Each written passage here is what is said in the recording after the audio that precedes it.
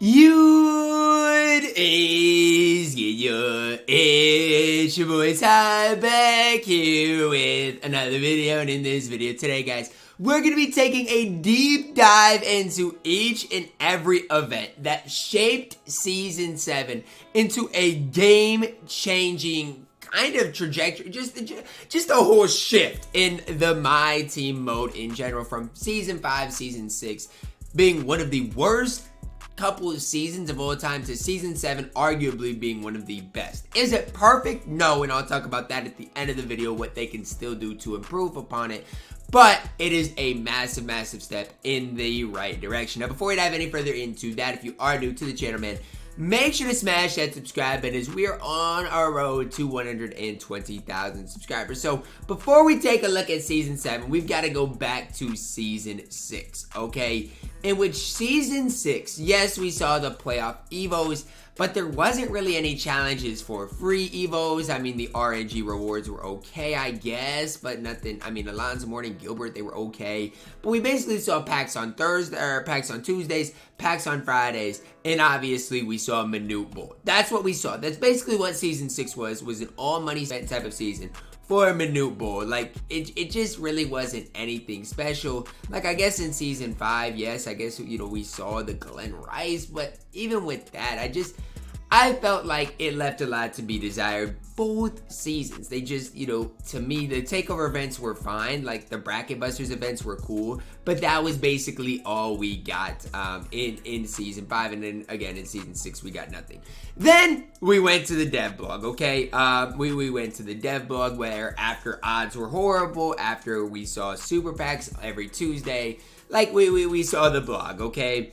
And we were hoping Season 7 would save MyTEAM, but the blog was horrible. I don't know if you remember the Season 7 MyTEAM blog, but it was horrible. So if there's one thing I will say, don't look really even into the blogs. I'll still upload videos talking about the blogs, but I'll always make sure to mention, like, don't look too deep into it, because the Season 7 blog was absolutely horrible, which left people really having no excitement for the MyTEAM mode. Now, then we saw our Season 7 in Fuego drop, as well as the all-time sets. Now, with this drop, Invincible Zion level 40, we knew that was coming, but it was like, okay, like, he's okay. He's not going to play that at the highest level because he's just not tall enough. Then we saw unauctionable artists. We saw unauctionable Rick Smiths. So we knew they were probably going to be grindable. We didn't know RNG, you know, what they would be. Sean Elliott was okay, nothing special. But even with Rick Smiths and Artist Gilmore, those two cards were really solid. Artist, obviously, your 6,000 points in unlimited. Rick Smiths, RNG. But they were really solid. And then, you know, we saw these packs, which people weren't that excited about. But even the level 1 Josh Giddey, Steven Adams, Austin Carr, Elvin Hayes, Jeremy Grant, those cards were all solid on your road to level 40 as well. So this was a big step in the right direction, as well as, you know, pack odds have gotten a lot better this season in general. Continue to see the evos. We saw the Caleb Martin evo, Caleb Martin was absolutely incredible as we went through it.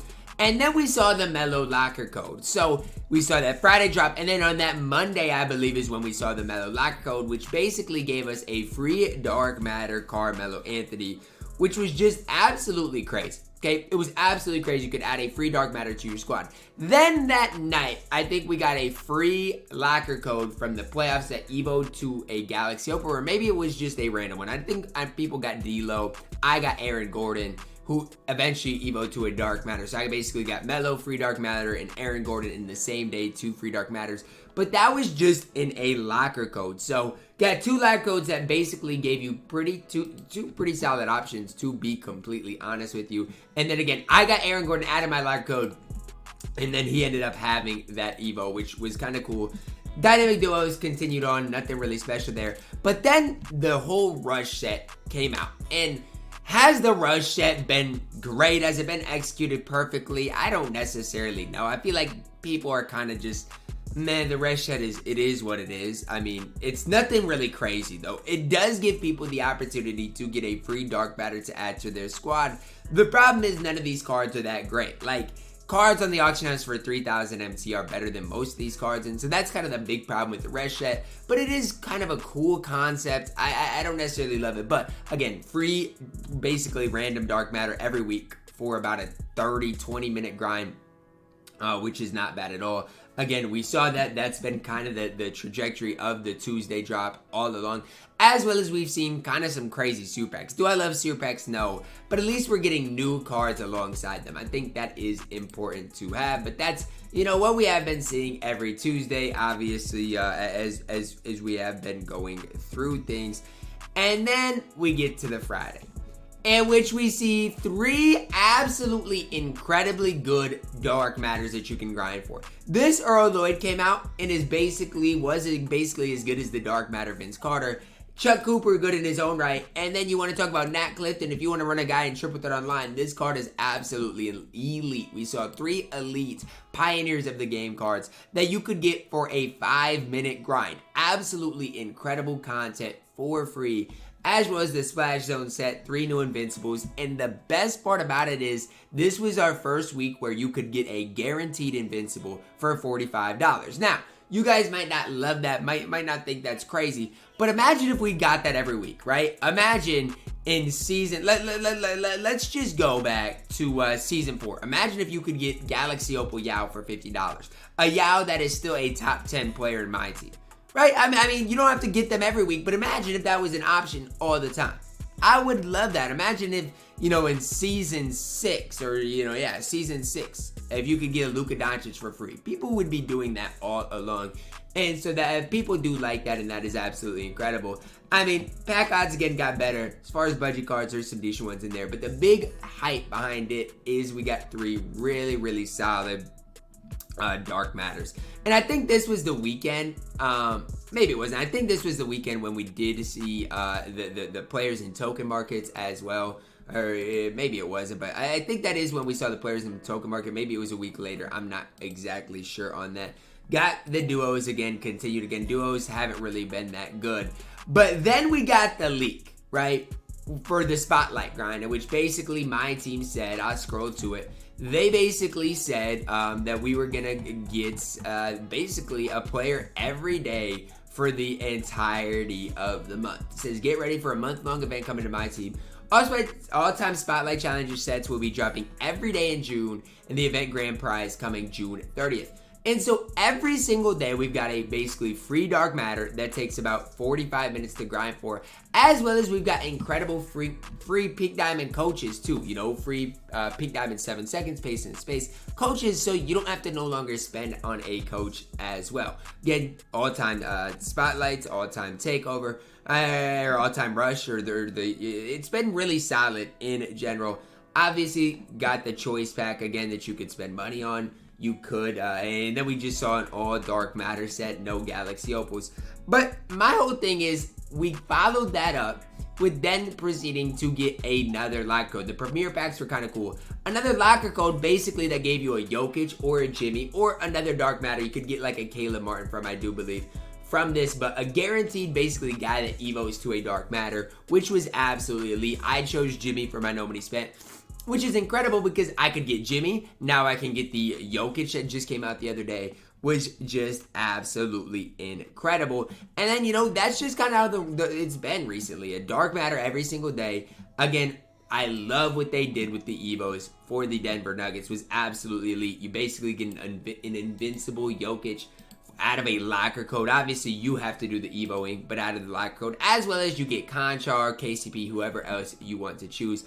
And, I mean, some of these all-time rewards have been good. I'm not saying they've all been good, because they haven't. Like a Jason Terry, Bill Laimbeer is not good. But as long as we get a couple of weeks that are good, which we have, that's all I can ask for. You know, Bob was good, Derek Coleman was good, Jack Sigma was absolutely incredible.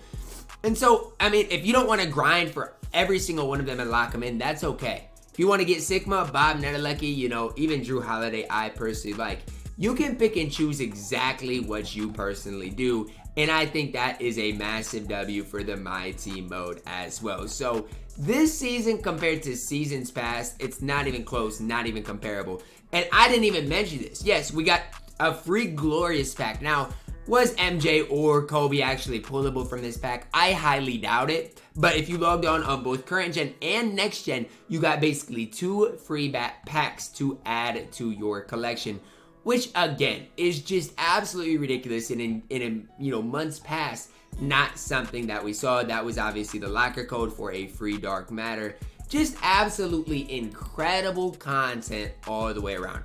It's crazy that we've gotten more content this season than the previous 2 seasons combined, but it is a massive step forward for the MyTEAM mode. Now, that is all great. What needs to be improved? Well, for me, honestly, playing the game right now, yes, I load up every day, get the free card, the free dark matter. That's cool and all. Like today's is Tim Hardaway. Am I really excited about that? No. But it's cool and all. But the problem is, what is there to do right now for guys that don't play the game casually? Like for me, I play the game pretty hardcore, right? What is there to grind for? I mean, yes, I guess Michael Finley, but he doesn't play over what I've locked in, which is Tim Thomas. Because if somebody's locked in the minute set, they basically have nothing to play for. And that's the whole thing. They need something to play for. Whether that's, MT, whether that's tokens, they need something to play for. And so that's the hard thing. Or make a weekend league for, hardcore players, because Unlimited, you can get the reward even if you lose. So that's the next steps for my team. Again, I'm not necessarily complaining because this has been absolutely incredible. But for the hardcore players out there isn't really that much to grind for as it stands right now. But I do love the game, the way the game has been kind of assembled this season. I'm hoping it does continue in a positive way. And I'm really, really hoping this all-time reward is an absolutely elite card so that everybody can have, let's say, like a free invincible taco fall at the end of the day. That would be absolutely incredible. Let me know your guys' thoughts on a Season 7 down below in the comments. Drop a like on the video, subscribe if you're new, and as always, man, I love you guys, and have a blessed day.